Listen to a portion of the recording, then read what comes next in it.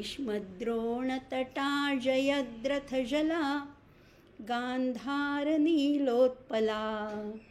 शल्यग्राहवती कृपेण वहनी कर्णेन वेलाकुला अश्वत्थामविकर्णघोरमकरा दुर्योधनावर्तिनी सोत्तीर्णा खलु पाण्डवैरणनदी कैवर्तकः केशवः पाराशर्यवचः सरोजममलं गीतार्थगन्धोत्कटन् नानाख्यानककेसरं हरिकथा सम्बोधनाबोधितम् लोके सज्जनषट्पदैरहरः पेपीयमानं मुदा भूयाद्भारतपङ्कजं कलिमलं प्रध्वंसि न श्रेयसे मूकं करोति वाचालं पङ्गुल्लङ्घयते गिरिं यत्कृपातमहं वन्दे परमानन्दमाधवं नारायणं नमस्कृत्य नरं चैव नरोत्तमं देवीं सरस्वतीं व्यासं ततो जयमुदीरयेत्. ओम श्री परमात्मने नमः. नमस्कार श्रोते हो. माधवी रघुवीर या यूट्यूब चॅनलमध्ये आपणा सर्वांचं अतिशय मनापासून सानंद स्वागत करत आहे. धर्मक्षेत्रे कुरुक्षेत्रे या उपक्रमाच्या माध्यमातून आपण दर सोमवारी रात्री 8 वाजता भेटतोय आणि गीतेतल्या प्रत्येक अध्यायातल्या प्रत्येक श्लोकातल्या प्रत्येक शब्दावर विचार मंथन करतोय, विचारांची देवाणघेवाण करतोय, अधिकाधिक सखोल आणि सर्वांगाने त्याचा अभ्यास करण्याचा प्रयत्न करतोय. आणि आता आपण पोचलोय अगदी कलशाध्यायापर्यंत.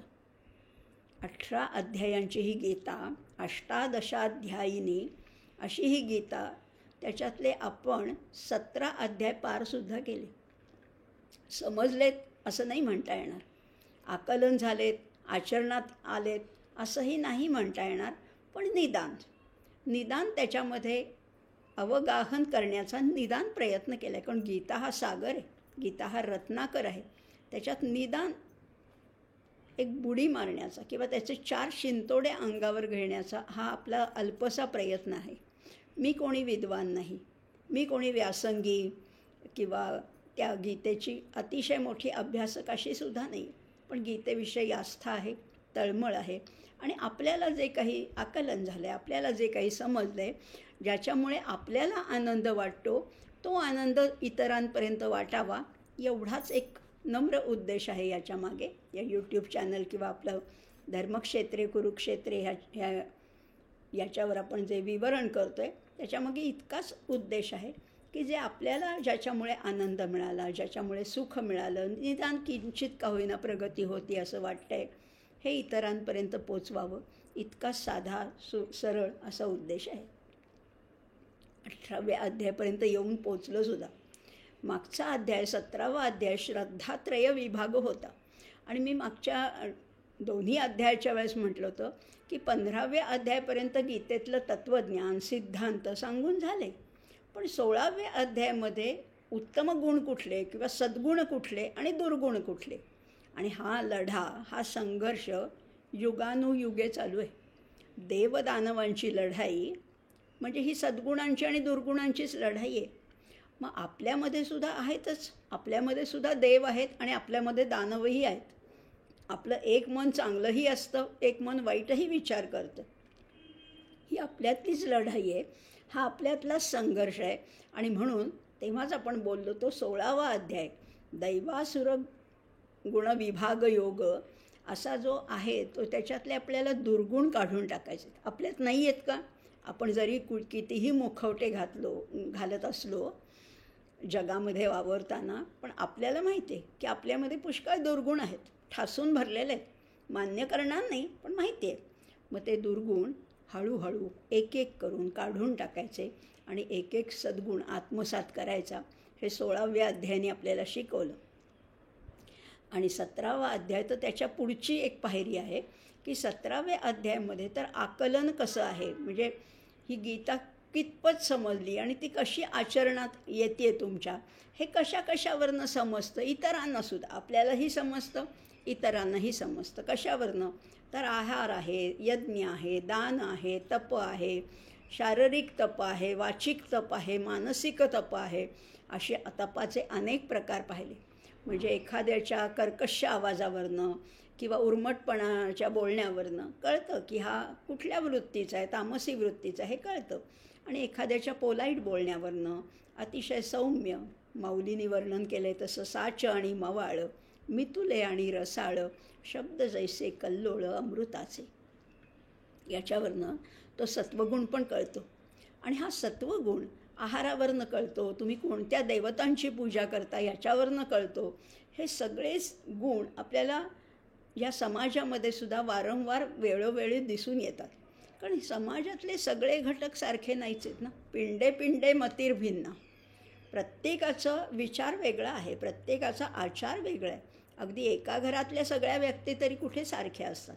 म्हणजे ह्या आचार भिन्नता, विचार भिन्नतेतनं आपल्याला हे समाजाचं चित्र जसं दिसतं तसंच हे त्रिगुणांचं चित्रही आपल्या पुढे स्पष्ट होत जातं. आणि म्हणून हा 17वा अध्याय त्या अर्थाने सुद्धा महत्त्वाचा आहे. आणि तो आपल्याला व्यवहारामध्ये उपयोगी पडणारा किंवा मार्गदर्शक ठरणारा असाही आहे. म्हणजे आपण पाहिलं ना, आहाराचं महत्त्व पाहिलं, तसंच आपण दानाचंही महत्त्व पाहिलं. दान कुणाला करावं, कसं करावं, तर जिथे उत्तम देशे काले पात्रेच तद्दानम सात्विकम स्मृतम असं म्हटलेलं आहे. योग्य स्थळी, योग्य ठिकाणी, योग्य काळामध्ये आणि योग्य पात्र अशा व्यक्तीला हे दान करावं असंही आपण पाहिलं होतं.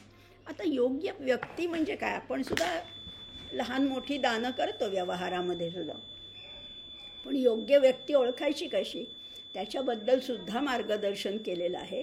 योग्य व्यक्ती म्हणजे कोण? की जो सर्व शास्त्राचा पारदर्शी असा ज्ञाता आहे. सर्व शास्त्राचा पारदर्शी, आपल्या आजच्या भाषेत म्हणायचं तर ज्याचं वर्तन ट्रान्सपरंट आहे. अर्जुन तसाच होता ना. अर्जुनाचं नाव अर्जुन कशावर नाही, कारण तो रुजू स्वभावाचा होता. आत एक आणि बाहेर एक असं नव्हतंच. असा जो पारदर्शी आहे, जो मातापित्यांचा भक्त आहे किंवा जो शीलवान आहे, उत्तम आचरणाने युक्त आहे, ब्राह्ममुहूर्ती स्नान संध्या करणारा असा आहे, अशा व्यक्तीला दान करावं असं शास्त्रामध्ये सांगितलेलं आहे. आता हे आपण सगळं पाहिलं होतं, आता विस्ताराने पाहिलं. आता परत त्याचा उल्लेख करत नाही, कारण आहार, दान, यज्ञ, तप हे सगळं पाहिलं होतं. पण हे सगळं करत असतानासुद्धा आम्ही जास्तीत जास्त काटेकोर सिद्धांतामध्ये कसं सांगितलं याचं आचरण करण्याचा प्रयत्न मात्र करतो. पण नेहमीच हा सफल प्रयत्न होतो असं नाही. कधीकधी आम्हाला हे जमत नाही, अगदी आम्हाला कळत असूनसुद्धा आम्ही चुकीचं वागतो.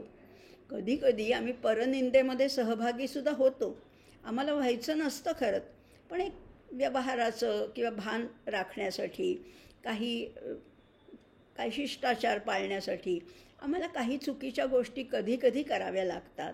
कधीकधी शिळं अन्न खावं लागतं, कधीकधी चुकीचं वागावं लागतं. मग ह्याच्यासाठी काही उपाय आहे का? जेव्हा आतून कळतं, अनुताप होतो, तेव्हा आतून काही उपाय आहे का? आहे ना. गीता सांगते की त्याच्यावर सुद्धा उपाय आहे. प्रत्येक कर्माच्या बरोबर तुम्ही ओम तत्सत म्हणा. ओम तत्सदिती निर्देशो ब्रह्मणस्त्रिविध स्मृतः ब्राह्मणास्तय तेन वेदाश्च यज्ञाश्च विहिताः पुराः असं आपण म्हटलं, ऐकलं होतं, मागच्या वेळेस बोललो होतो आपण.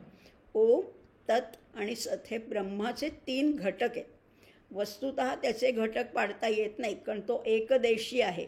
त्याचे 3 भाग असे पाडता येत नाही, पण तरीसुद्धा हा प्रयत्नपूर्वक केलेला आहे. माऊलींनी तर ह्या ओम तत्सत मंत्राचं इतकं सुंदर वर्णन केलेलं आहे, इतकं सुंदर आहे. माऊलीने या 17व्या अध्यायामध्ये असं म्हटलेलं आहे की हा ब्रह्माचा अबोला फिटावा. हे ब्रह्म आहे ना, सगळं व्यापून आहे, पण आमच्याशी ते बोलत नाही आहे, आमच्याशी त्यांनी अबोला धरला आहे. मग तो अबोला फिटण्यासाठी काय करायचं आहे? ब्रह्माचा अबोला फिटावा, अद्वैतत्वे तो भेटावा. तो कधी भेटणार? तुम्ही म्हणता सगळीकडे आहे, तुमच्या आसपास आहे, तुमच्या आत आहे, तुमच्या बाहेर आहे, पण भेटत नाही ना. अद्वैतत्वे तो भेटावा, ऐसा मंत्र देखिला कवणा वेदे बापे. असा काही मंत्र आहे का? कुणाला सापडला आहे का? सापडला आहे ना, वेदांना सापडला आहे. वेदे बापे, वेदाला हा मंत्र सापडला आहे. तो मंत्र कुठला आहे? हाच मंत्र आहे जो आपण ज्याचा अभ्यास केला. तरी सर्व मंत्रांचा राजा, तरी सर्व मंत्रांचा राजा तो प्रणवो आदिवर्णो बुझा. तो प्रणव आपण बोललो होतो ना, ओंकार त्याला नाव आहे, त्याला प्रणव नाव आहे, त्याला उद्गीथ नाव आहे, त्याला एकाक्षरी ब्रह्म आहे.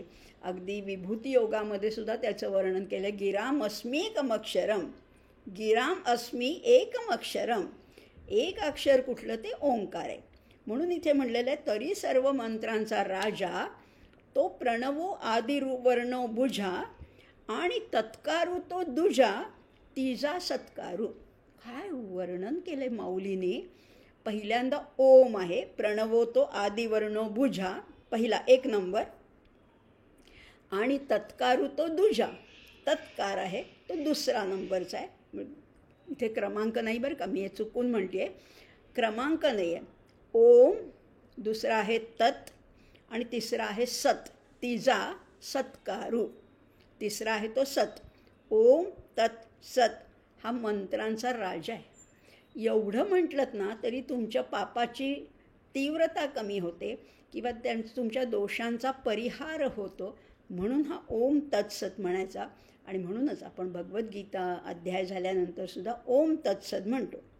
एवं, अशा प्रकारे एवं ओम तत्सत आकारू ब्रह्मनाम हे त्रिप्रकारू. हे ब्रह्माचंच नाव आहे 3 प्रकारचं, 3 त्रिविधा असं ह्याचं नाव सांगितलं आहे. हे फूल तुरंबी सुंदरू उपनिषदूते. हे 3 पाकळ्यांचं फूलच आहे. कुणी वाहिलेलं आहे? उपनिषदांनी वाहिलेलं हे फूल आहे. ओम तत् सत, 3 पाकळ्यात या. काय उपमा दिली हो. आपण 3.5 मात्रा म्हणतच होतो मागच्या भागामध्ये, पण त्याला माऊलीने आणखीन त्याला फूल बनवलेलं आहे. 3 पाकळ्यांचं फूल आहे हे. फूल तुरंबी सुंदरू उपनिषदते. अशा ओम तत्सत या सुंदर फुलाचा सुगंध कोण घेतो, त्याचा परिमळ कोण घेतं? तर ही उपनिषद घेतात. कारण उपनिषद किंवा वेद हे परमेश्वरांचे निश्वसित आहे, त्या सहजपणाने निर्माण झालेले आहेत. वेद हे कुठल्या व्यक्तींनी, कुठल्या ऋषींनी निर्मिलेले नाही आहेत. तर वेदवाणी ही देववाणी आहे. वस्तुतः ती देववाणी आहे. त्यामुळे ह्या देववाणीचं वर्णन त्या वेदांमध्ये केलेलं आहे. आणि त्याला म्हटलेलं आहे, त्याचा गौरव करताना, त्याचा सन्मान करताना असंही म्हणतात. काय सुंदर, एक एक गोष्ट बोलू तर आपल्याला त्याचा आनंद मिळतो. यावत स्थास्यन्ति गिरयः सरितश्च महीतले तावत वेद महिमा लोकेषु प्रचरिष्यति. यावत स्थास्यन्ति गिरयः, जोपर्यंत या पृथ्वी तळावर हे पर्वत आहेत, मोठाले पर्वत आहेत, सरितश्च महीतले, सरिता वाहत आहेत, नद्या वाहत आहेत, तावत वेद महिमा, तोपर्यंत हा वेदांचा महिमा लोकेषु प्रचरिष्यति, हा इतका वेदांचा महिमा आहे. अशा त्या वेद महिम्यांनी, अशा उपनिषदांनी ज्या ओम तत्सतचं वर्णन केलेलं आहे त्याचंच वर्णन आपण मागच्या भागामध्ये पाहिलं होतं 17व्या अध्यायाच्या शेवटी. आता आपल्याला आज 18व्या अध्यायाला जरी सुरुवात करायची असली तरी आपल्या प्रथेप्रमाणे आपण मागचा थोडा संदर्भ घेतो ना, म्हणजे मग ती लिंक लागते, त्याचा तो संदर्भ लागतो. 17व्या अध्यायामध्ये काय पाहिलं होतं आणि आता पुढे कुठे जाणार आहोत हेच तर बघतो आहे आपण. आणि तेव्हा आपण हेही पाहिलं होतं कुठलंही कर्म तर आपण करतच असतो. या प्रत्येक कर्माला सत लावायचे. प्रत्येक कर्माच्या मागे सत लावायचे. मग लावायचं म्हणजे नुसतं शब्दांनी नाही मांडायचं. प्रत्येक कर्म हे सत्कर्म झालं पाहिजे. अगदी नित्यकर्म असू देत, नैमित्तिक कर्म असू देत, तुमची कोणतीही कर्म असू देत, त्याच्यामागे सत लावा. सत्कर्म ते झालं की ते ईश्वराला अर्पण होणारच.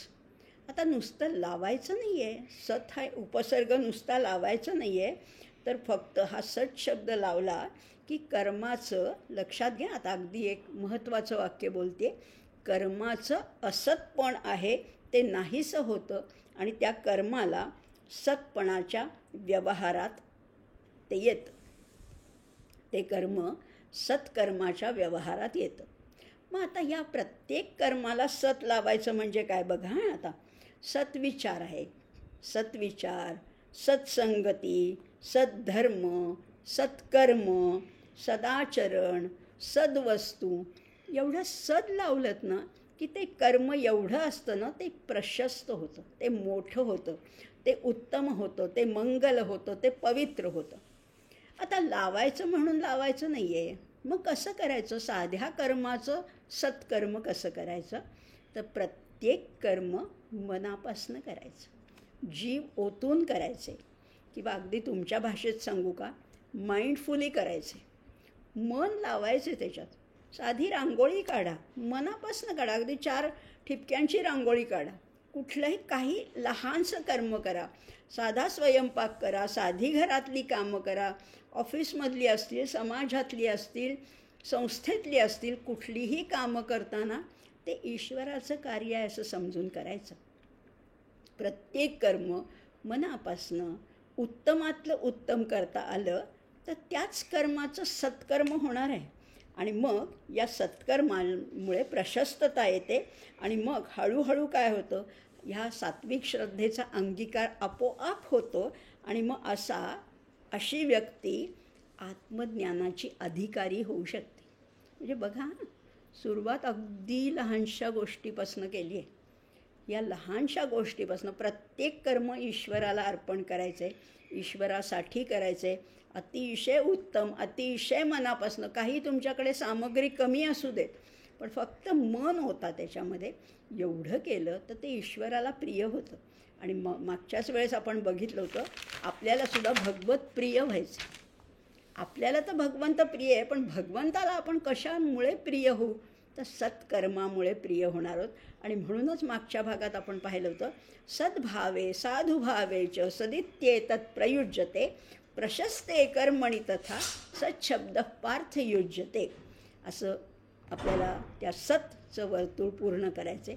हे मागच्या भागामध्ये आपण पाहिलं होतं. हा 17वा अध्याय आपण पूर्ण करताना अनेकांना तो अतिशय भावला, रुचला, पटला आणि तो आचरणात आणावा असा वाटतोय. हीच गीतेची खरं उपलब्धी आहे की ही गीता इतकी अवघड नाही आहे, अशक्य तर अजिबात नाही आहे. आम्ही रोजच्या दैनंदिन व्यवहारात ही आचरणात आणू शकतो. हा विश्वास आपल्याला 17 अध्यायांचा अभ्यास करेपर्यंत एवढा तर नक्कीच आलेला आहे की ही गीता मला माझ्या परीने, मी मोठी कोणी विद्वान, व्यासंगी, पंडित असे कोणी नाही, पण माझ्यापुरतं माझं जीवन सुगंधित, सुडौल, सुरेख करता यायला पाहिजे. आणि तेच आपण ह्या 17 अध्यायामध्ये पाहिलं. आता मात्र आपण 18व्या अध्यायाकडे आता वाटचाल करणार आहोत. 18वा अध्याय काय आहे? काय कलशाध्याय आहे. सगळ्याचा कळस आहे. या कळसाध्यायाकडे आपण जाणार आहोत. नाव तरी काय आहे हे तरी आधी समजून घेऊया. या अध्यायाचं नाव आहे मोक्ष संन्यास योग. असं अनेक, म्हणजे ह्या गीतेला तर अनेक उपमा दिल्या आहेत, पण त्यातल्या त्यात ह्या 18व्या अध्यायाला तर कितीतरी उपमा, कितीतरी विद्वानांनी, कितीतरी विचारवंतांनी, कितीतरी थोर विभूतींनी या 18व्या अध्यायावर पुष्कळ काही भाष्य केलेलं आहे. खरं म्हटलं ना तर ह्या 18व्या अध्यायाला एकाध्यायी गीता असंही म्हटले. म्हणजे 17 अध्याय तुम्हाला वाचायला वेळ नाही का? एवढा एक अध्याय वाचा, 18 अध्याय वाचल्याचं किंवा त्याचा अभ्यास केल्याचं पुण्य मिळेल. का सांगू का? कुठनं सुरुवात झाली ही गीता? खरं म्हटलं तर असं म्हणतात की दुसऱ्या अध्यायातल्या 11व्या श्लोकापासून ही गीता खरं सुरू झाली, असं काहींच्या मते कुठे भगवान म्हणाले होते ना, अशोचानन व शोचस्त्वं प्रज्ञावादांश्च भाषसे. अरे तू कशाचा शोक करतोयस अर्जुना? ज्या गोष्टीचा शोक करू नये अशा गोष्टीचा तू शोक करतोयस आणि गप्पा मात्र मोठ्याल्या पंडितांच्या गप्पा मारतोयस, असं म्हणाले होते ना. असं एक फटकारलं होतं. आता बरंच पुलाखालनं बरंच पाणी वाहून गेलेलं आहे. अर्जुनाची मनोभूमिका पूर्ण पालटलेली आहे आणि म्हणून आता भगवंतांचा सुद्धा उपदेशाचा जो सूर आहे तो बदलला आहे. आता भगवंत त्याला काहीही सांगत नाही. आत्तापर्यंत तस्मात युध्यस्व भारत, तस्मात युज्यस्व भारत, उत्तिष्ठ भारत असं म्हणत होते. आता तसं नाही म्हणत आहेत. आता उलट म्हणतायत, काय म्हणतायत, सर्व धर्मान् परित्यज्य मामेकं शरणं व्रज अहं त्वा सर्व पापेभ्यो मोक्षयिष्यामि मा शुचः. तिथे शोक शब्द आला होता, इथे पण शुच शब्द आलेला आहे. वर्तुळ आता पूर्ण झालेलं आहे. कुठल्याही ग्रंथाचं हेच वैशिष्ट्य आहे, जिथनं सुरुवात आहे तिथेच पूर्णता आहे. वर्तुळाला सुरुवात नसते आणि शेवट नसतं, ते वर्तुळ फिरत असतं. जिथे सुरुवात केली आहे तिथे शेवट आहे. शोचपासनं सुरुवात आहे आणि शौचपर्यंत शेवट आहे. मा शुचः. कारण माहिती आहे ना तुम्हाला, कारण प्रत्येक ग्रंथाला सुरुवातीला एक अनुक्रमणिका असते आणि शेवटी एक परिशिष्ट असतं. सुरुवात किंवा भगवद्गीतेचं असं म्हटलं जातं, दुसरा अध्याय जो होता सांख्ययोग जो आपण पाहिला तो होता उपक्रमात्मक आणि 18वा अध्याय हा उपसंहारात्मक आहे. दुसऱ्या अध्यायामध्ये काय काय विषय येणार आहेत पुढे हे सांगितलं होतं आणि 18व्या अध्यायामध्ये ते विषय कसे कव्हर केलेले आहेत याचं परत एक समालोचन केलेलं आहे किंवा त्याच्यावर एक दृष्टी टाकलेली आहे. त्यामुळे उपक्रमापासनं उपसंहारापर्यंत असंही हे वर्तुळ पूर्ण झालेलं आहे. किती अंगात जितका बोलू ना आपण, ह्याच्यावर जितका विचार करू, सुरुवात कुठनं झाली होती? पहिल्या अध्यायामध्ये भगवंत म्हणाले होते ना, अथ व्यवस्थितान दृष्ट्वा धार्तराष्ट्रान कपिध्वजः प्रवृत्ते शस्त्रसंपाते धनुरुद्यम्य पांडवा. संजय म्हणाला होता ना. अथ म्हणजे इथपासनं. आणि आता ह्या अध्यायामध्ये इतिपर्यंत येतात. इति ते ज्ञानमाख्यातम गुह्यात गुह्यतरम मया.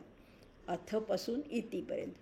व्यवहारात सुद्धा आपण म्हणतोच की सगळं मला आता ते नीट सगळं अथपासून इतिपर्यंत सांग. इथे तेच केलं आहे, वर्तुळ पूर्ण केलं आहे. अशोचानन व शोचस्त्वंपासनं सुरू झालेलं उपदेशाचं सार मा शुचःपर्यंत येऊन पोचले किंवा अथपासनं सुरुवात झालेली गीता इतिपर्यंत येऊन पोचलेली आहे. जिथे आरंभ आहे तिथेच समारोप आहे. म्हणून तर हे वर्तुळ आहे. आणखीन कितीतरी उपमा आहे. जर आपण आज तेवढं बोलत बसलो तर तेवढ्याच 18व्या अध्यायाला दिलेल्या उपमा हा सुद्धा विषय होऊ शकतो. काय उपमा दिली 18व्या अध्यायाला? 18व्या अध्यायाला असं म्हटलेलं आहे की, थोडंसं आपल्या भाषेत आपण बोलणार आहोत बरं का. भगवंतानी अगदी दुसऱ्या अध्यायापासनं हे भरजरी वस्त्र उलगडून दाखवायला सुरुवात केली. एखादा दुकानदार असतो ना, साडीचा दुकानदार असतो, तर प्रत्येक साडी उलगडून दाखवतो. मग ह्याचा काठ कसा आहे, ह्याचा पदर कसा आहे, त्याचं टेक्स्चर कसं आहे, त्याचं डिझाईन कसं आहे, सगळं एक एक त्याचं महती सांगत असतो. भगवंतानी हे भरजरी वस्त्र इतकं उलगडलं आहे आणि त्याच्यातले बारकावे, त्याच्यातल्या खाचाखोचा, त्याच्यातलं सौंदर्य हे सगळं सांगता आता घडी घातली. 17 अध्याय झाल्यानंतर घडी घातली. पण अर्जुन परत विचारतोय की जरा परत दाखवा ना. बायकासुद्धा असंच करतात, ती बाजूला ठेवलेली साडी परत दाखवायला सांगतात. अर्जुनसुद्धा तसंच म्हणतो की सांगितलंस तू मला, जरा परत प्लीज हे परत दाखव उलगडून. भगवंतांना आवडीचंच काम आहे. भगवंत म्हणले दाखवतो ना. आणि म्हणून 18व्या अध्यायामध्ये पुन्हा सगळं ते वस्त्र उलगडून दाखवलेलं आहे.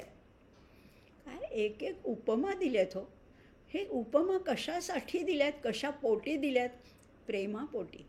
ही गीता तुम्ही ज्या अंगाने अभ्यास कराल, तुम्ही ज्या क्षेत्रात असाल तिथे तुम्हाला ती खुणावणारी, तिथे त्या आनंद देणारी अशी ही सुखदायक अशी ही गीता आहे. म्हणून त्याला भरजरी वस्त्राची उपमा दिली आहे. किंवा आपण गीता महात्म्यामध्ये पाहिलं होतं ना, सर्वोपनिषदो गावो दोग्धा गोपालनंदनः पार्थो वत्स सुधीर भोक्ता दुग्धं गीतामृतम महत. उपनिषद ह्या गायी आहेत आणि गवळी कोण आहे? या गायींचं दूध काढणारा कोण आहे? दोग्धा कोण आहे? गोपालनंदना. साधा गवळी नाही आहे हो, हा गोपालनंद आहे.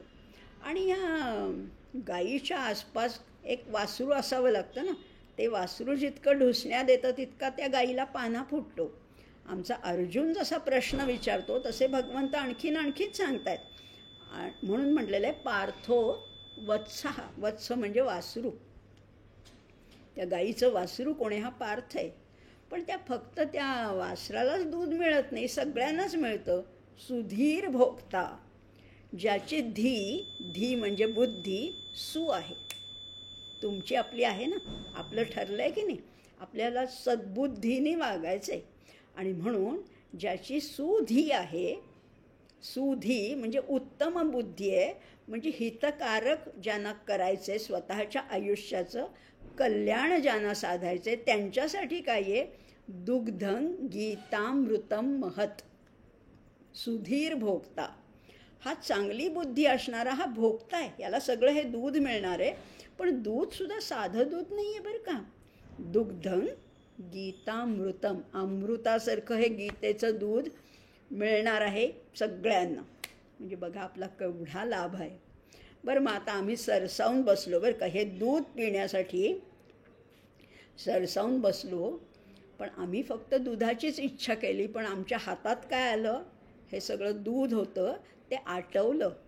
पुन्हा पुन्हा आपल्याला अनेक शब्द वारंवार आलेत की नाही, अनेक वेळेला अनेक शब्द काही कल्पना वारंवार आल्यात, थोड्या बदलून आल्यात शब्द.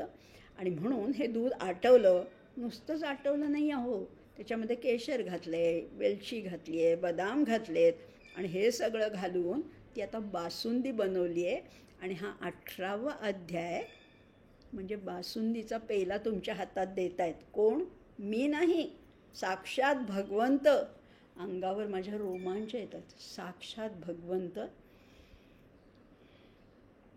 आपल्या हातामध्ये हा बासुंदीचा पेला देत आहेत. 17 अध्यायाचं सार असा हा 18वा अध्याय आहे. भाग्यवंत कोण आहे? अर्जुन तर भाग्यवंत आहेच आहे, संजय भाग्यवंत आहे आणि तुम्ही आम्ही सुद्धा भाग्यवंत आहोत. कारण अर्जुन कोण होता? विचक्षण श्रोता होता. विचक्षण श्रोता म्हणजे काय? मी वारंवार हा शब्द वापरते, पण विचक्षण श्रोता ह्याचा अर्थ काय आहे?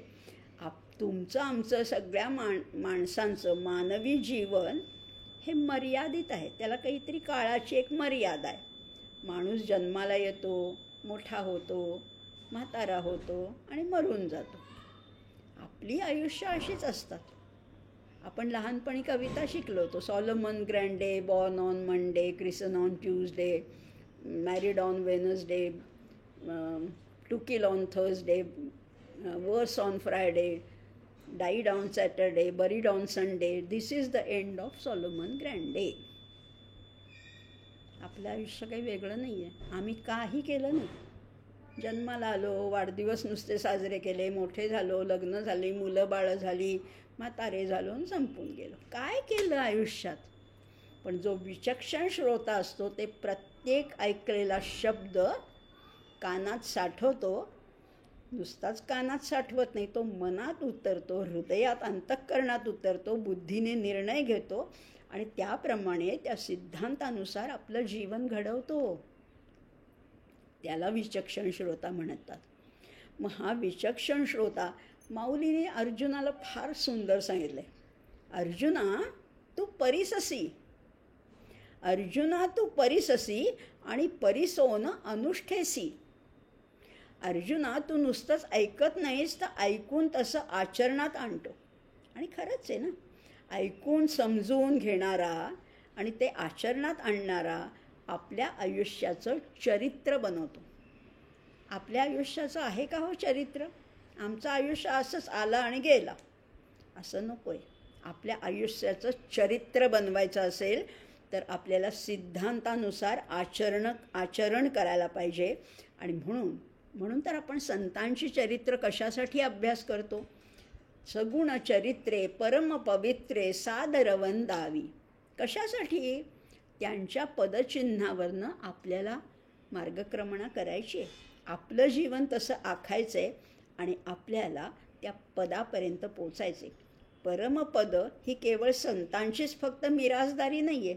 तुम्ही आम्ही सुद्धा जाऊ शकतो. तुम्ही आम्ही सुद्धा संतपदापर्यंत पोचू शकतो.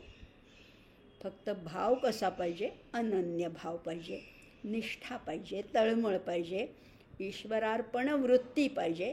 प्रत्येक कर्म हे सत्कर्म व्हायला पाहिजे. मग अर्जुनासारखे आपण सुद्धा होणार आहोत. समजतंय ना? अर्जुन आपल्याला व्हायचे. अनेक उपमा पाहिल्या. भरजरी वस्त्राची उपमा पाहिली, बासुंदीची उपमा पाहिली. आता अजून एकच उपमा बघूया, बाकीच्या पुढच्या भागामध्ये बघूया. गीतेला असं म्हटलेलं आहे, अनेक कवींनी सुद्धा या गीतेवर इतकी काव्य केलेली आहेत. म्हणजे भगवद्गीता ही आधी गेय आहेच आहे. त्याच्यावर माऊलींनी काय सुंदर 9,000 ओव्यांचं भाष्य केलेलं आहे. आमच्या विनोबांनी काय किती उत्तम शब्दामध्ये साध्या मराठीमध्ये काय तो सगळा आशय त्याच्यामध्ये उतरवलेला आहे. किंवा अनेकांनी आहेत. अगदी स्वरूपानंद स्वामींची आहे, तुकाराम महाराजांची गीता आहे, अनेकांनी त्याच्यावर भाष्य केलेलं आहे. पण हे सगळं म्हणताना असं नेहमीच म्हटलं जातं की ही गीता हे ज्ञानाचं मंदिर आहे. ज्ञानाचं जर का मंदिर उभारलं तर ते कसं असेल? ती गीता आहे. आता मंदिर कसं आहे त्याची थोडीशी उपमा समजावून घेऊ आणि मग प्रत्यक्ष श्लोकांकडे वळणार बरं का. गीता ज्ञानाचं मंदिर म्हणजे बघा, अगदी 17 अध्यायाचा जर का विचार केला, आत्तापर्यंत आपण अभ्यास करतो आहे 17 जवळजवळ 2-2.5 वर्ष झाली आपण ह्याचा अभ्यास करतो. अगदी पहिला अध्याय कुठला होता? आधी पार्श्वभूमी आपण समजून घेतली. मग अर्जुन विषाद योगामध्ये आपण प्रवेश केला. कुठलंही मंदिर बांधायचं तर आधी जमीन निवडावी लागते. चांगली जमीन कुठली, योग्य जमीन आहे हे सगळं आधी बघावं लागतं. मग ती जमीन स्वच्छ करावी लागते. तिथली काटेरी झुडपं आहेत, तिथले दगडगोटे आहेत, तिथलं काही जे गोष्टी आहेत त्या सगळ्या काढून टाकाव्या लागतात. मग अर्जुन विषाद योगामध्ये काय केलं? भगवंतांनी अर्जुन विषाद योगामध्ये ही भूमी स्वच्छ केली. दगडगोटे, काटेकुटे, झुडपं हे सगळं साफ केलं. दुसरा अध्यायामध्ये पाया खणला. नुसतीच जमीन साफ करून भागत नाही ना, मग पाया खणावा लागतो. आणि जो पाया कसा? मंदिर उंच हवं असेल तर पाया खोल खणावा लागतो. दुसऱ्या अध्यायामध्ये खोल पाया खणला ना. सखोल विचार करायला आपल्याला प्रवृत्त केलं आहे भगवंतांनी. हा खोल पाया खणला आणि खरंच त्याच्यामध्ये फक्त उपक्रम काय आहे, पुढे काय काय येणार आहे हे सांगितलं. पण आपल्याला विचाराला प्रवृत्त केलं. स्थितप्रज्ञ कसा असतो, आत्म्याचं अमरत्व म्हणजे काय, देह कसा हे सगळं विचार करायला आपल्याला प्रवृत्त करणारा हा असा सखोल पाया खणणारा हा दुसरा अध्याय म्हणजे सांख्ययोग.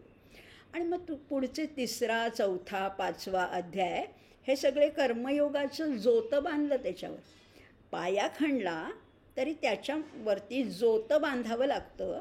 म्हणजे हे जोतं कशाचं बांधलं? हे कर्मयोगाचं जोतं बांधलेलं आहे. मग पुढे 6वा आत्मसंयमयोग, 7वा ज्ञानविज्ञान योग, 8वा अक्षरब्रह्मयोग हे काय केलं? त्याच्यावर वीटकाम केली. जोतं झाल्यानंतर प्रत्यक्ष वीटकामाला सुरुवात होते. वीटकाम काही उंचीपर्यंत झाल्यानंतर मध्ये झरोके ठेवावे लागतात, मध्ये खिडक्या गवाक्ष करावी लागतात. मंदिराच्या बांधकामाचं हे वैशिष्ट्यच आहे. अहो, मग 9वा आणि 10वा अध्याय हे गवाक्ष आहे, झरोका आहे, डोकावून पाहण्यासाठी, आतून बाहेर आणि बाहेरून आत पाहण्यासाठी हे गवाक्ष केलेले. कारण 10व्या अध्यायामध्ये पाहिलं ना, भगवंतांचं विस्तार कुठे कुठे आहे, वास कुठे कुठे आहे, विभूती कुठे कुठे आहे हे आपण पाहिलं. त्यामुळे 9वा आणि 10व्या अध्याय या खिडक्या आहेत. पुढे परत भिंत बांधायला सुरुवात केली. 15व्या अध्यायापर्यंत आता भिंती तर पूर्ण झाल्या, पण आता ह्या भिंती साध्या नाही आहेत. खालच्या भिंती साध्या असतील, आता वरती कलाकुसर आहे, त्याच्यामध्ये आणखीन काही चित्र रेखाटन आहे. अशा गोष्टी 15व्या अध्यायापर्यंत केल्या.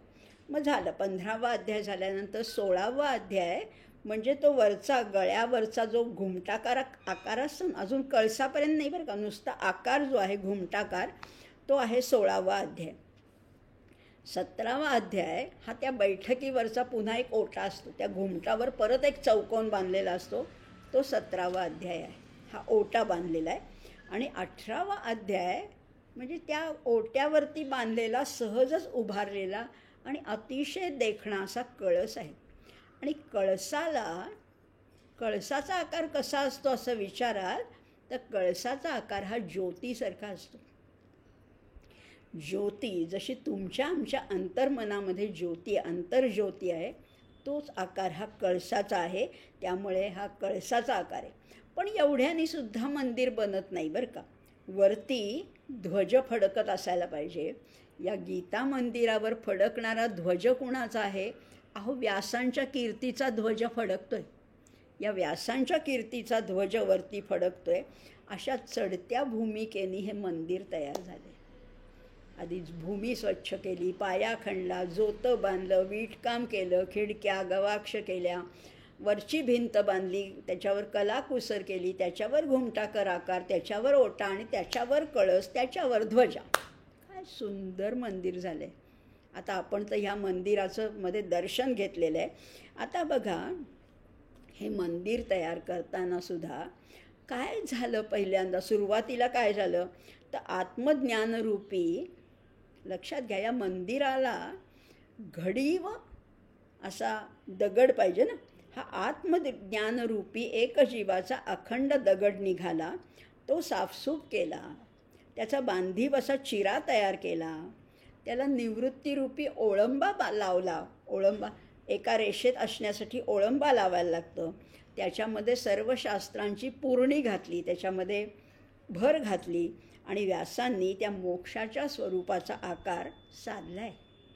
असं हे गीतेचं मंदिर उभं राहिलं आहे. आम्हाला इच्छा आहे या गीता मंदिरामध्ये दर्शन घेण्याची इच्छा आहे. पण आपण पात्र आहोत का? आपण पात्र आहोत का?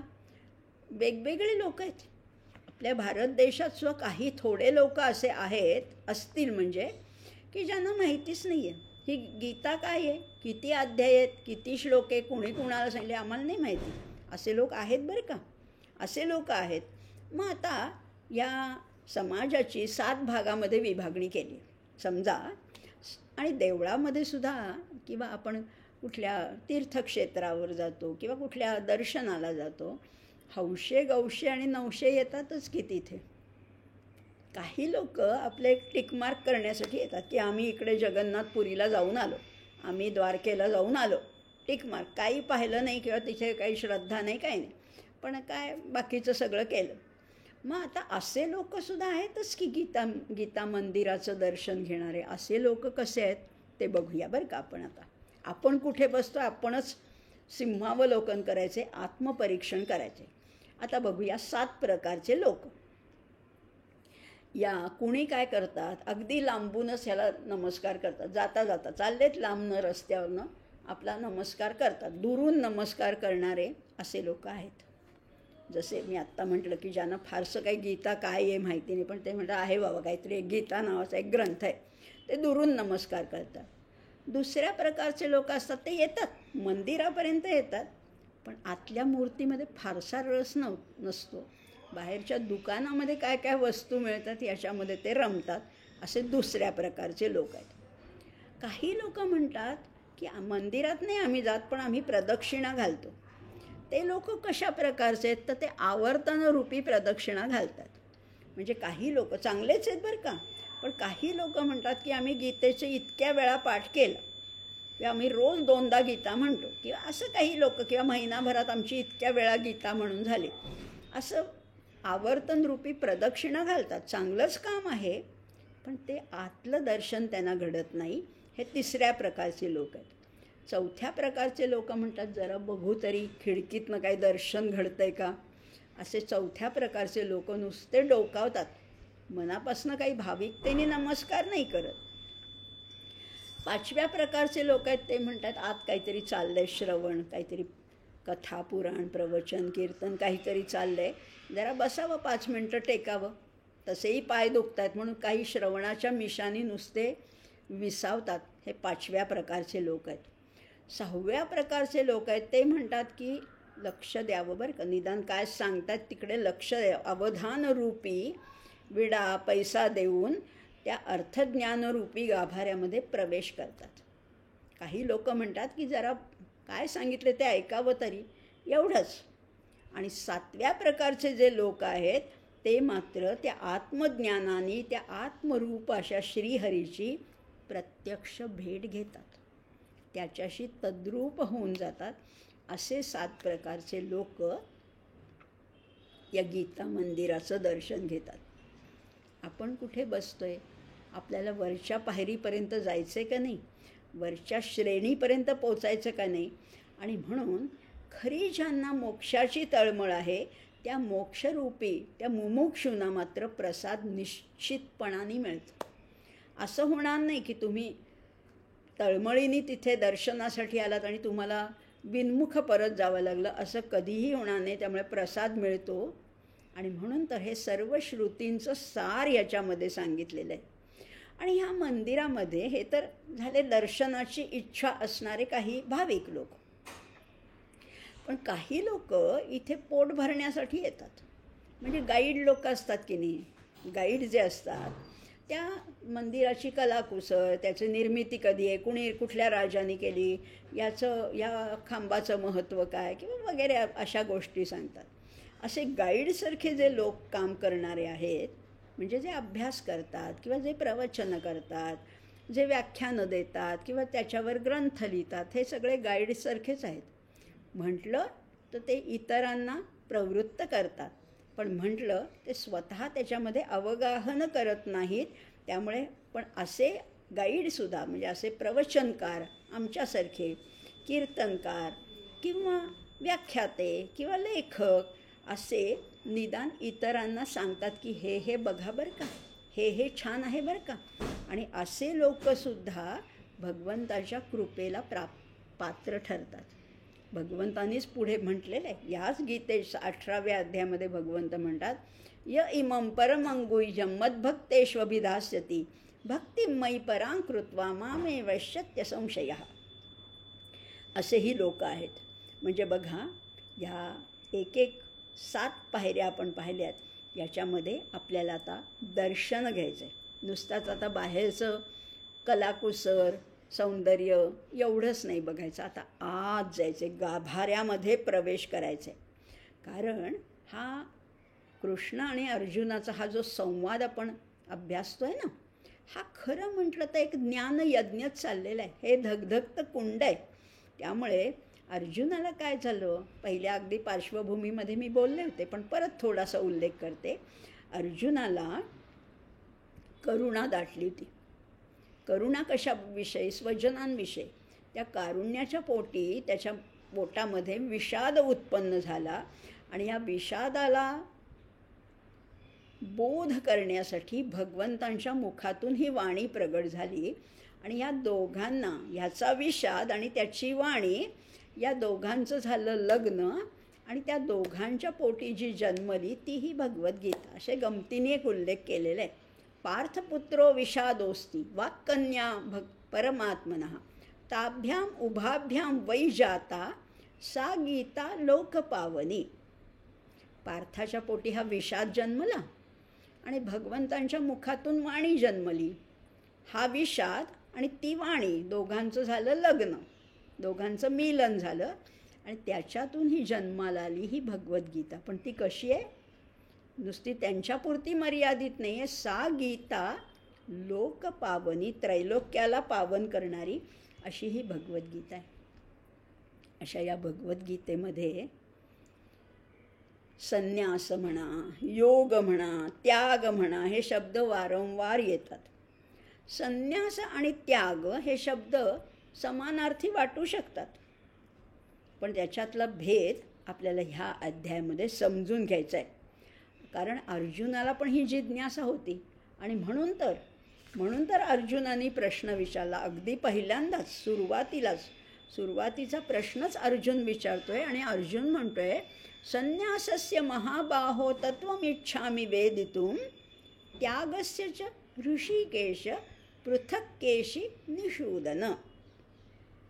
या दोन्हीतला निश्चित काय फरक आहे, त्याच्यातलं अंतर काय आहे, संन्यास म्हणजे नेमकं काय आणि त्याग म्हणजे नेमकं काय, हे नीट मला समजावून सांग. आणि हे विचारताना काय गंमत झालेली आहे. आत्तापर्यंत बघा आत्तापर्यंत वारंवार भगवंत अर्जुनाला म्हणत होते महाबाहो महाबाहो. आता भूमिका बदलली आहे, आता रोल बदललेत. आता अर्जुन म्हणतोय की हे महाबाहो आणि 3दा बोलतोय. अर्जुन नुसता एकदा नाही, आता त्याला कळलंय, आता त्याची मॅच्युरिटी, त्याची प्रगल्भता वाढली आहे. आता तो त्या पदापर्यंत अगदी जवळ जाऊन पोचला आहे आणि म्हणून भगवंतांसाठी तो 3 संबोधनं वापरतोय. कुठली 3 संबोधनं? महाबाहो हे एक झालं, ऋषिकेश हे दुसरं झालं आणि तिसरं संबोधन वापरलं आहे केशी निषूदन. 3 संबोधनं भगवंतांना वापरली आहेत आणि विचारतो काय, संन्यासस्य आणि त्यागस्य तत्वम इच्छामी. संन्यास आणि त्याग ह्याचं नेमकं तत्त्व काय आहे? इच्छामी वेदितुम म्हणजे जाणण्यासाठी मी उत्सुक आहे आणि ते मला सगळं समजावून सांग. आता अर्जुनाचे प्रश्नच इतके नेमकेत, वेचकेत, जिज्ञासेपोटी विचारलेले आहेत आणि म्हणून भगवंत प्रसन्न होतात. You are known by the questions you ask. तुम्ही ओळखले कशावरनं जाता, तुम्ही प्रश्न काय विचारता ह्याच्यावरनं तुम्ही तुमचा दर्जा समजत असतो. इथे अर्जुनाच्या प्रश्नावर भगवंत प्रसन्न झाले आणि भरभरून आता सांगणार आहेत. एकच प्रश्न अर्जुनाचा आहे आणि पुढे पुष्कळ भगवंत बोलत आहेत आणि सगळ्या 17 अध्यायांचं सार इथे सांगणार आहे. कारण अर्जुनाने प्रश्न कसा विचारला आहे, तद्विद्धी प्रणिपातेन परिप्रश्नेन सेवया, 4थ्या अध्यायात म्हणलं होतं ना, तसा हा प्रश्नसुद्धा उगीच खोचकपणाने नाही विचारला, बघू तुला काय येतं आहे, बघू तू किती शहाणा, असं नव्हता. शिष्यभावानी, शरणागत भावानी, समितपाणी होऊन हा विचारलेला प्रश्न. समितपाणी उपनिषदाचा शब्द आहे बरं का, समितपाणी. समिधा हातात घेऊन गुरूंकडे शरण जायचं, त्याचा अर्थ आहे समिधा या कोरड्या पाहिजे, शुष्क असायला पाहिजे. तशीच आसक्तीचा त्याग करून आणि पूर्ण समर्पण भावाने जेव्हा गुरूंकडे जातो तो समितपाणी भाव आहे, असा अर्जुन गेलेला आहे. आणि हा प्रश्नच मुळी अर्जुनाच्या धारणेची उंची दाखवून देणार आहे. बघा ना, आणि सत्वगुणाचा उत्कर्ष झाला की त्यातूनच तत्त्वज्ञानाचा जन्म होतो. पाहिलं तर आत्ता 17व्या अध्यायामध्ये आपण 3 गुणत्रय विभाग योग पाहिला होता. सत्वगुणाकडे कशासाठी जायचं? जिथे सत्वगुणाचा जन्म होतो तिथे तत्त्वज्ञानाचा उदय होतो आणि मग त्या साधकाला हे प्रश्न भेडसावायला लागतात. मी कोण आहे, मी कुठून आलो, कोहम, कथम इह जगत, कशापासनं झालेलं आहे, असे 7 प्रश्न विवेक चूडामणीमध्ये आचार्यांनी सांगितलेले आहेत. हे 7 प्रश्न ज्याला पडतात तो ह्या तत्त्वज्ञानाच्या जन्माला कारणीभूत ठरतो. त्यामुळे इथे तत्त्वज्ञानाचा जन्म झालेला आहे. आता त्यागाचं महत्त्व तर उपनिषदांनी सुद्धा सांगितलं आहे. आता इथे पण अर्जुनाचा प्रश्न काय आहे, त्याग म्हणजे काय आणि संन्यास म्हणजे काय, आपल्यालाही नीटसं माहिती नाही. उपनिषद सांगतं ना, ईशावास्य उपनिषदातलं पहिलाच मंत्र असा आहे, ईशावास्यमिदं सर्व यत्किंच जगत्यां जगत तेन त्यक्तेन भुंजीथाः. हे जग तुझ्यासाठीच केलेलं आहे, पण ह्याचा उपभोग घे, पण कसा घेशील? त्यागपूर्वक घे. त्यागपूर्वक याचा अर्थ दुसऱ्यांना देऊन मग घे. उत्तम पदार्थ दुसऱ्यास द्यावा, शब्द निवडून बोलावा, खरंच आहे. आधी दुसऱ्याला दिल्यानंतर जर आपण सेवन केलं तर आपल्याला खूप समाधान मिळतं. जर का मीच सगळं ओरबाडून खाल्लं तर माझं पोट भरेल पण समाधान नाही मिळणार. म्हणून उपनिषद सांगतं तेन त्यक्तेन भुंजीथाः, त्यागानेच अमृतत्व लाभतं आणि त्याच्यानंतरच शांतीचा लाभ होतो. तेही पाहिलेलं. आता तुमची परीक्षाच आहे बरं का. कुठे कुठे काय काय आपण बोललो. त्यागात शांतिरनंतरम, त्यागातूनच शांती मिळते. संन्यासामुळेच नैष्कर्म्य सिद्धी प्राप्त होते. नैष्कर्म्य सिद्धिं परमाम संन्यासेनाधिगच्छति. शोधूनच काढा आता त्याग कुठे आला आहे, संन्यास कुठे आला आहे आणि ह्या दोन्हीतला नेमका फरक काय आहे, त्याच्यातलं अंतर काय आहे. त्यामुळे ह्याच्यातला स्वरूपगत भेद काय आहे हे आता भगवंत आपल्याला सांगणार आहे. पण अर्जुन काय विचक्षण श्रोता आहे हो. त्यामुळे ही 3 संबोधनं वापरली आहेत आणि मग भगवंत आता दुसऱ्या श्लोकापासनं अर्जुनाला सांगतायत ह्या विषयीची, संन्यास आणि त्याग ह्याच्याविषयी सांगतो. माझं मत तर मी सांगीनच नंतर, पण 4 मत आहेत. संन्यास म्हणजे नेमका काय आणि त्याग म्हणजे नेमका काय त्याच्याविषयी आता तुला मी सांगतो अर्जुना, नीट ऐकून घे. त्यामुळे दुसरा श्लोक आणि तिसरा श्लोक हे दोन्ही आपण बघणार आहोत आणि त्याचा अर्थही समजून घेणार आहोत. काय म्हणतात भगवंत? श्री भगवान उवाच काम्यानां कर्मणान्यासं संन्यासं कवयो विदुः सर्वकर्मफलत्यागं प्राहुस्त्यागं विचक्षणाः. आणि तिसरा श्लोक आहे त्याज्यन्दोषवदित्येके कर्म प्राहुर्मनीषिणः यज्ञदानतपः कर्म न त्याज्यं कार्यमेव तत्. एवढे दोन्ही श्लोक आपण एकत्र बघणार आहोत. भगवंत आता 4 प्रकारची मतं सांगतात. कारण मतभिन्नता आहेच ना. रुचीनां वैचित्र्यादृजकुटील नाना पथजुषां. त्यामुळे 4 मतं आता भगवंत सांगतात. कवी काय म्हणतात? कवी काय म्हणतात बघा. कवी म्हणतात, कवी म्हणजे पोएट नाही बरं का, ह्या अर्थाने नाही. कवी म्हणजे पंडित. पंडित लोक काय म्हणतात की काम्यकर्माचा त्याग हाच संन्यास आहे. काम्यकर्माचा त्याग हाच संन्यास आहे. काय म्हणतात? काम्यानां कर्मणान्यासम. न्यास म्हणजे ठेवणे. न्यास आपण म्हणतो ना. काम्यानां कर्मणां न्यासम. काम्यकर्माचा न्यास म्हणजे त्याग हाच संन्यास आहे असं कोण म्हणतं? कवयो विदुः. कवी म्हणतात. कवी म्हणजे कविता करणारे नाही, कवी म्हणजे विद्वान, अतिशय प्रतिभाशाली असं ते म्हणतात. दुसरे कोण आहेत? सर्व कर्मफलत्यागं प्राहुस्त्यागं विचक्षणाः. विचक्षण म्हणजे जे विचारवंत आहेत ते काय म्हणतात बघा. आता जे विचारवंत आहेत, विचक्षण आहेत, ते काय म्हणतात? सर्व कर्मांच्या फलाचा त्याग हाच खरा त्याग. विचक्षण आणखीन त्याच्या पुढची पायरी सांगतात, तुम्ही कर्माचा त्याग करू नका, काम्य कर्माचा त्याग करू नका, कर्माच्या फळाचा त्याग करा. विचक्षण आणखीन बारकावा सांगतात त्याच्यातली खूबी सांगतात. सर्व कर्माच्या फलाचा त्याग हाच खरा त्याग आहे. सर्व कर्म फलत्यागं प्राहुः त्यागं विचक्षणाः. प्राहुः म्हणजे म्हटलं जातं कुणाकडनं? विचक्षण लोकांकडनं असं म्हटलं जातं. 2 मतं कळली. कवी काय म्हणतात म्हणजे पंडित काय म्हणतात हेही कळलं आणि विचक्षण म्हणजे विद्वान विचारवंत काय म्हणतात हेही आम्हाला आता कळलं. आता तिसरं मत काय आहे? त्याज्यन्दोषवदित्येके कर्म प्राहुर्मनीषिणः. आता मनीषिण ह्याच्यातले सुद्धा फरक कळत आहेत ना आपल्याला, बारकावे. मी नेहमीच बोलते की त्याच्यातला सूक्ष्म भेद काय आहे. वरवर म्हटलं तर आम्हाला सगळं सारखंच वाटतं. ऋषी मुनी साधू बैरागी संन्यासी एकाच मापात आपण मोजतो. तसं नसतं बघा ना. इथे कवी वेगळा आहे, विचक्षण वेगळा आहे, मनीषिण वेगळा आहे किंवा इतर विद्वान, असं सगळ्यामध्ये बारकावे सांगितले. आता मनीषिण काय म्हणतात? त्याज्यं दोषवत वदित्येके कर्म प्राहुर्मनीषिणः. प्राहुर परत इथे वापरलं आहे. प्राहू म्हणजे असं म्हटलं जातं. कोण म्हणतात? मनीषिण म्हणजे विचारवंतच एक प्रकारचे. ते काय म्हणतात? सगळी कर्म दोषयुक्त आहेत. त्याज्यं दोषवत इत्येके कर्मप्राहुर मनीषिणः. सगळी कर्म आहेत ती दोषयुक्त आहेत. बघा ना, कुठलं कर्म असं नाहीच आहे ह्या जगामध्ये की ज्याच्यामध्ये दोष नाही आहे.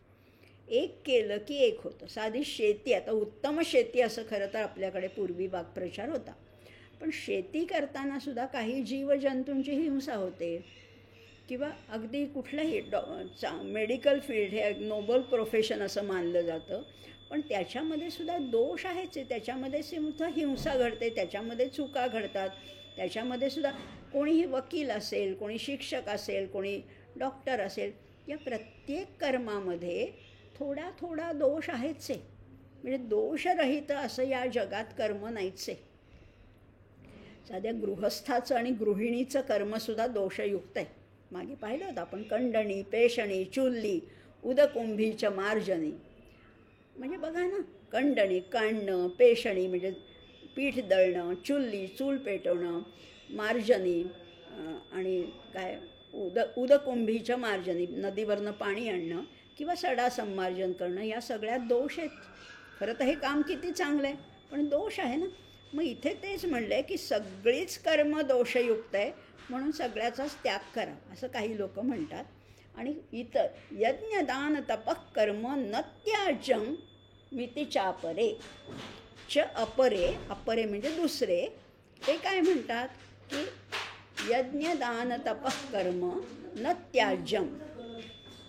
त्यामुळे यज्ञदान तपाचा त्याग कधी, म्हणजे यज्ञदान तपः कर्म याचा कधीही त्याग करू नये. ती करावीतच, ती केलीच पाहिजेत असं काही लोक म्हणतात. बघा आता ते म्हणतात बाकी काही करा तुम्ही, पण यज्ञदान तप सोडायचं नाही. आता आम्हाला प्रश्न पडतो, ह्या विद्वानामध्येच इतके मतभेद आहेत, आम्ही तर सामान्य माणसं, आम्हाला काही कळतच नाही की नेमकं करायचं काय. आधी कर्म कशाला म्हणायचं इथपासूनच आमची सुरुवात आहे. कर्म कुठली कुठली असतात तर विद्वान म्हणतात कर्म ही 5 प्रकारची असतात. 5 प्रकारची कर्म आहेत. कुठली कर्म आहेत? नित्यकर्म आहेत. नित्यकर्म जी रोज आम्ही करतो, त्याच्यासाठी वेगळं काही करत नाही. आम्ही रोज जेवतो, भोजन करतो, पाणी पितो, स्नान करतो, संध्या करतो, काही विशेष काही करत नाही. पण हे केलं नाही तर त्याचा दोष लागतो. आंघोळ केलीत म्हणून तुम्हाला कोणी सत्कार करणार नाही आहे, पण आंघोळ केली नाही 8 दिवस तर तुम्हाला अंगाला घाण वास येईल. मग ते दोषार्ह आहे, दोषास्पद आहे. आणि म्हणून नित्यकर्म ही केली म्हणून फार काही मोठं बक्षीस मिळणार नाही, पण केली नाहीत तर मात्र दोष आहे. अशी नित्यकर्म असतात. नैमित्तिक कर्म कुठली तर नैमित्तिक म्हणजे देश काल परिस्थितीनुसार जी कर्म केली जातात ती कर्म ही नैमित्तिक कर्म आहे. म्हणजे बघा ना, देश म्हणजे देश हा भारत, पाकिस्तान, इंग्लंड, अमेरिका असे देश नाही. इथे देश म्हणजे स्थान, ठिकाण. म्हणजे कुठे तुम्ही गंगेच्या किनाऱ्यावर जाता तेव्हा वेगळी कर्म आहेत. प्रयागला जाता किंवा हिमालयात जाता किंवा नैमिषारण्यात जातात, पुष्कर तीर्थावर जाता, केदारनाथला जाता. प्रत्येक ठिकाणची कर्म वेगळी आहेत. नैमित्तिक कर्म आहेत, त्याला नैमित्तिक असं म्हटलं जातं की जी आपण घरी नाही करत पण तिथे गेल्यावरती कर्म करतो. तीर्थक्षेत्री करण्याची कर्म ही नैमित्तिक कर्म आहे. किंवा सत्यनारायण आपण वर्षातनं एखाद्या वेळेस करतो, श्रावण महिन्यात म्हणा, किंवा काही घटना चांगली घडली, तो काही रोज सत्यनारायण नाही करत, ते नैमित्तिक कर्म आहे. आपला पगार महिन्यातनं एकदाच होतो, ते रोज होत नाही, ते नैमित्तिकच कर्म आहे. मग नैमित्तिक तो पगार किंवा आपलं जे काही इन्कम असेल ते आल्यावर देवाला दाखवणं हे नैमित्तिक कर्म आहे. ते तेवढ्या पुरतंच आहे. देशाचं पाहिलं, काळाचं सुद्धा पाहिलं. आणखीन काळाचं कुठलं कर्म आहे तर एकादशीचं एक कर्म वेगळं असतं, पौर्णिमा आहे, होळी आहे, दिवाळी आहे, याची सगळ्याची कर्म आहे. जे होळीला करू ते दिवाळीला नाही करणार ना. प्रत्येकाची कर्म आहे. म्हणजे काळानुसारही कर्म बदलतात, स्थळानुसारही बदलतात. काही शास्त्रविहित कर्म असतात, काही परिस्थितीनुसार बदलतात. म्हणजे एखाद्या कुटुंबामध्ये जन्म झाला कुणाचा तर वेगळी कर्म आहेत, जातक कर्म आहे. मग कोणाचा मृत्यू झाला, कोणाचा विवाह झाला, कोणीतरी साधू पुरुष आमच्या घरी आले म्हणून आम्ही पाद्यपूजा केली, हे परिस्थितीनुरूप कर्म आहे. म्हणजे आपण नित्यकर्म पाहिलं, नैमित्तिक कर्म पाहिलं. तिसरी प्रकारची कर्म आहेत ती काम्य कर्म आहेत. काहीतरी मिळावं म्हणून, मान सन्मान मिळावा, प्रसिद्धी मिळावी, धनप्राप्ती व्हावी, पुत्रप्राप्ती व्हावी, मनोकामना पूर्ण व्हाव्यात, ऋणमुक्ती व्हावी, शत्रुपीडेचा नाश व्हावा, रोगनिवारण व्हावं, संकटमोचन व्हावं म्हणून केलेली कर्म. किंवा पूर्वीच्या काळी राजे महाराजे जे यज्ञ करायचे, पुत्रकामेष्टी आहे, अश्वमेध आहे, हे सुद्धा ही काम्य कर्म आहेत. हे तिसऱ्या प्रकारचं कर्म आपण पाहिलं. चौथ्या प्रकारचं कर्म आहे ते प्रायश्चित्त कर्म आहे. चुकून काहीतरी चूक घडली, त्या चुकीच्या परिमार्जन करण्यासाठी जे कर्म केलं जातं ते पापनिवारण किंवा प्रायश्चित्त कर्म आहे. किंवा म्हणजे आपल्या हातून काही मांजर मेलं, कबूतर असेल किंवा काही कुठल्या पशु पक्ष्याची हिंसा चुकून झाली माझ्या हातनं, तर त्याचं कर्म आहे, त्याचं प्रायश्चित्त कर्म आहे. पूर्वी असं म्हटलं जायचं की सोन्याची मांजर करून ती काशीला अर्पण करावी लागते वगैरे, पण अशाही आहेत. त्यामुळे अशी कर्म ही प्रायश्चित्त कर्म आहेत. किंवा त्याच्या जोडीला आपण रोजसुद्धा नामजप करणं, शुभकर्म करणं, सेवा करणं, ही सुद्धा प्रायश्चित्तच कर्म आहेत. आणि पाचव्या प्रकारची कर्म आहेत ती आवश्यक कर्म आहे, उदरनिर्वाहासाठी आवश्यक आहे. शेती आहे, व्यापार आहे, नोकरी आहे, जीवननिर्वाह करण्यासाठी, शरीर पोषणासाठी केली जाणारी कर्म ही आवश्यक अशी कर्मामध्ये येतात. आपण 5 प्रकारची कर्म पाहिली: नित्य, नैमित्तिक, प्रायश्चित्त, काम्य कर्म आणि आवश्यक कर्म ही पाहिली. आता प्रत्येक कर्म हे फलरस रूपामध्ये परिणत होत असतं. कर्म केलं की फळ मिळणारच, तुम्ही हो म्हणा किंवा नाही म्हणा. हे कर्म केलं की फळ मिळणारच, तुम्ही पाणी प्यायलात की तहान भागणारच. कर्माच्या पाठोपाठ फळ येतच, कर्मामध्येच ते अनुस्यूत असतं. त्यामुळे फळाचा त्याग शक्य नसला तरी जिथे जिथे फलत्याग असा शब्द आला आहे तिथे फळाच्या कामनेचा त्याग करायचा आहे. मी परीक्षा दिली, समजा उत्तम परीक्षा दिली, मी अगदी छान प्रश्न सोडवले, तर येणारच, माझा नंबर येणारच, मला बक्षीस मिळणारच. फक्त त्या कामनेचा त्याग करायचा आहे. मिळणार नक्की आहे, पण त्या मला मिळावं या कामनेचा त्याग करणं म्हणजे फलत्याग आहे. आपोआप ते ऑटोमॅटिकली कॉन्सिक्वेन्समध्येच ते येणारच आहे. म्हणजे तुम्ही कर्म केलं की फळ मिळणारच, पण तरीसुद्धा तुम्ही फळाच्या कामनेचा त्याग करणं म्हणजे फलत्याग आहे. इथे त्या फळाच्या कामनेचा त्याग अभिप्रेत आहे. कारण जो व्यापारी आहे तो फळाचा त्याग कसा करणार? व्यापाऱ्याला म्हटलं की तुम्ही नफा कमवू नका बरं का, पण नुसतं वस्तू विका पण नफा नाही मिळवा, असं नाही होणार. मग त्याच्याशिवाय त्याचा धंदा चालणार कसा? त्यामुळे कर्मण्येवाधिकारस्तेचा सुद्धा अर्थ समजावून घ्यायला पाहिजे की फळ मिळणारच आहे. मा फलेषु कदाचन, तू कामनेचा फक्त त्याग कर. फळ मिळवू नको असं म्हटलेलं नाही, पण त्याच्या आहारी जाऊ नको असं म्हटलेलं आहे. किंवा कर्मफलामध्ये आसक्ती, ममता न ठेवणं म्हणजेच कर्मफलाशी आपला संबंध न जोडणं आहे.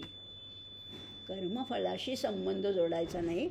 आणि यज्ञ दान तपः कर्म न त्याज्यं कार्यमेव तत्. न त्याज्यम, त्याचा त्याग करायचा नाही, तर उलट ते करायचंच.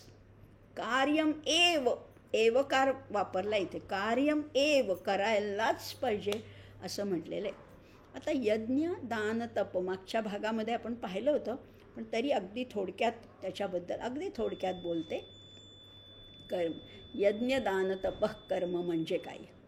आपण मागच्या वेळेस मी म्हटलं होतं की 3 संस्था घेऊन आपण जन्माला आलेलो आहोत.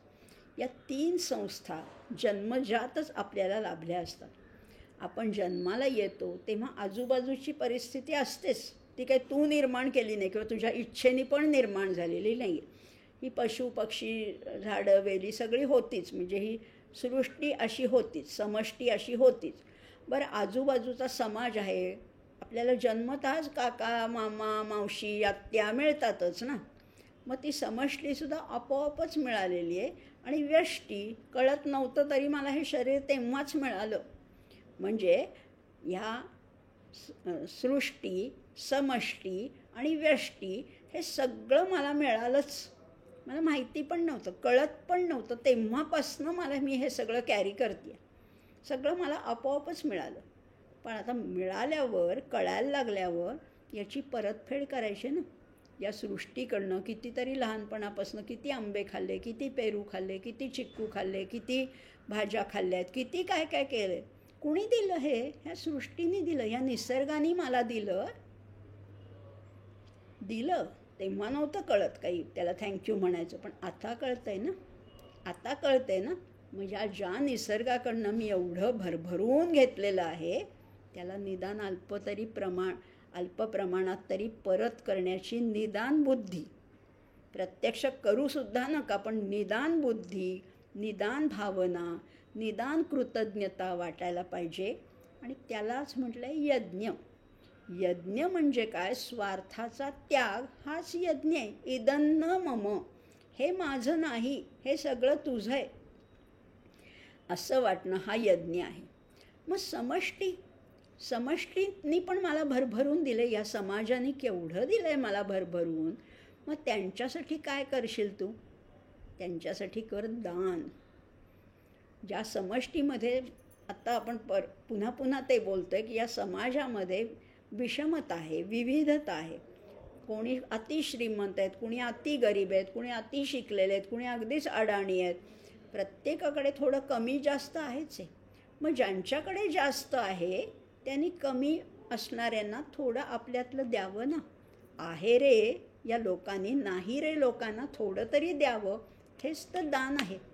आणि म्हणून यज्ञ, दान याचा व्यापक अर्थ समजून घ्यायचा आहे. दान म्हणजे 5-50 रुपये दान करणं हा एवढाच नाही आहे. तुमच्याकडे जे आहे ते दुसऱ्यांना द्या. तुमच्याकडे ज्ञान आहे का? ज्ञानदान करा. तुमच्याकडे श्रम आहे का? बळ आहे का? त्याचं दान करा. तुमच्याकडे जे काही आहे त्या सगळ्याचं दान करू शकता. आणि हे समष्टीचं ऋण आपल्याला फेडता येईल. त्यामुळे यज्ञ करायचा आहे, दान करा. व्यापक, नुसताच यज्ञ आपले नुसते मंत्र म्हणले हा नाही. व्यापक यज्ञ करायचा आहे, व्यापक दान आहे आणि व्यापक तपसुद्धा आहे. तप म्हणजे व्यष्टीची सुद्धा झीज होत असते ना. हे मला शरीर मिळालं आहे, मी म्हणेन माझं शरीर आहे, मी काही करीन या शरीरात, असं नाही आहे. तुला मिळालं आहे ना, त्याचा चांगला वापर कर. ते चांगलं टिकव, चांगलं वापर, किंवा चांगलं त्याची देखभाल करायची, त्याची निगा राखायची, त्याची जोपासना करायची आणि ते सत्कर्मामध्ये लावायचे. हेच तर तप आहे. मग तप म्हणजे काय आहे? या शरीराला थोडे क्लेश द्यायचे. आणि क्लेश दिले किंवा सोनंसुद्धा तापवलं तर ते कसाला उतरते, तर ते झळाळून उठतं. शरीरसुद्धा थोडे कष्ट पाहिजे. सारखंच सुखासीन आयुष्य, सारखंच गाद्या गिरद्यावर लोळणं हे आयुष्य महत्त्वाचं नाही. त्या शरीराला किंचित क्लेश द्यायचे, किंचित तप द्यायचे, तरच ते झळाळून उठेल. आणि ते जर का क्लेश इतरांसाठी दिले, परोपकारासाठी दिले, निस्वार्थ वृत्तीने जर का केले तर ते तप परमेश्वर चरणी रुजू होतं. मग करायचं का? असा यज्ञ, असं दान, असं तप करायचे. आणि म्हणून तर या अपरे म्हणजे विचारवंतांनी असं सांगितलं, यज्ञ दान तपः कर्म न त्याज्यम. त्याचा कधीही त्याग करायचा नाही. कार्यमेव तत्, ते करायलाच पाहिजे. म्हणजे अगदी आजच्या भाषेत सांगू का की ते मॅन्डेटरी आहे, करायलाच पाहिजे. की मला नाही, मी मंत्र्याचा मुलगा आहे, मला नाही दिलं असं नाही चालणार. मॅन्डेटरी आहे. तू माणूस म्हणून जन्माला आणलं ना, अल्प प्रमाणात का होईना यज्ञ दान तप केलंच पाहिजे. आणि आपल्या ऋषीमुनींनी हे केलं. ही परंपरा जागृत ठेवली, ज्वलंत ठेवली, आपल्यापर्यंत आणून पोचवली. आता आपलं एवढंच काम आहे की हीच परंपरा माझ्या मुलाबाळांपर्यंत, माझ्या नातवंडांपर्यंत, पुढच्या पिढ्यांपर्यंत ही पोचवण्यासाठी काहीतरी मला आदर्श जीवनाचं पायंडा पाडायचं आहे. जीवन कसं असावं ह्याचा आदर्श आपल्या पुढच्या पिढ्यांपर्यंत कोण देणार? त्यांना फार जुनं काही माहिती नाही. त्यांना तुम्ही दिसतायत ना, आजी आजोबा दिसताय. हे आदर्श आपण पुढच्या पिढीपर्यंत करणं हा सुद्धा यज्ञ दान तपः कर्म न त्याज्यं कार्यमेव तत् याचाही हा अर्थ असू शकतो. खूप बोलण्यासारखं या अध्यायामध्ये, पण आपले आज 3च केवळ श्लोक झालेले आहेत खरं म्हटलं तर. कारण पुष्कळ बोलण्याचे आहे या इंद्रियांबद्दल किंवा या यज्ञदान तपः कर्म याच्याबद्दल. पुढच्या भागामध्ये आणखीन बोलूया, कारण पुढचे काही श्लोक पुन्हा तेच वर्णन करणारे आहेत, पण वेगळ्या अंगाने बरं का. सेम नाही, अगदी सारखं नाही आहे, शेड्स आहेत, त्याच्यात छटा आहेत. याच यज्ञदान तपाला काय म्हटलेलं आहे ते पुढच्या भागामध्ये बघूया. आज आपला 135वा भाग आहे आणि पुढे आता 15-20 भागामध्ये हा अध्याय पूर्ण होईल. आणि आता फक्त आजचे 3 श्लोक म्हणूया आणि प्रार्थना म्हणूया. अर्जुन उवाच संन्यासस्य महाबाहो तत्त्वमिच्छामि वेदितुं त्यागस्य च ऋषिकेश पृथक् केशिनिषूदन. श्रीभगवानुवाच काम्यानां कर्मणां न्यासं संन्यासं कवयो विदुः सर्वकर्मफलत्यागं प्राहुस्त्यागं विचक्षणाः. त्याज्यं दोषवदित्येके कर्म प्राहुर्मनीषिणः यज्ञदानतपः कर्म न त्याज्यमिति चापरे. असे 3 श्लोक झाले. पुढच्या भागात बघूया. आता प्रार्थना म्हणूया. ओम शांताकारं भुजगशयनं पद्मनाभं सुरेशं विश्वाधारं गगनसदृशं मेघवर्णं शुभांगं लक्ष्मीकान्तं कमलनयनै योगिभिर्ध्यानगम्यं वन्दे विष्णुं भवभयहरं सर्वलोकैकनाथं.